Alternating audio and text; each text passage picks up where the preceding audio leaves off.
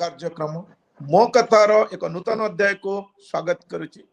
आज आम सहित एमती जड़े बैंकर अच्छा जी कि Satyabrata Sahu NIT Rourkela pass out बर्तमान बैंक ऑफ बड़ौदा रे कार्यरत कर्नाटक महाराष्ट्र बॉर्डर रे कार्यरत अच्छा से ए वर्ष यूनियन बैंक एलबीओ भी पाई यूको बैंक क्लरिकल्स भी पाई आर वर्ष भी आईबीपीएस रो बहुत एग्जाम क्वालिफाई करथिले टिके हार्ड लक पाई पर नथिले बट ए वर्ष से क्वालिफाई करचंती आउ से मूलतः कटक रो मूल बासिंदा सब विषय रे कथा हवा। प्रथम तो heartiest congratulation for the grand success to Satyabrata Sahu and welcome to the show Mo कथा।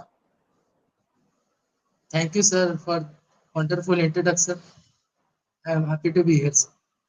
ओके तो सत्य देखिबा कोने पिला सक्सेस पाइबा पथरे पेरेंट्स करो बहुत रोल्स थाए।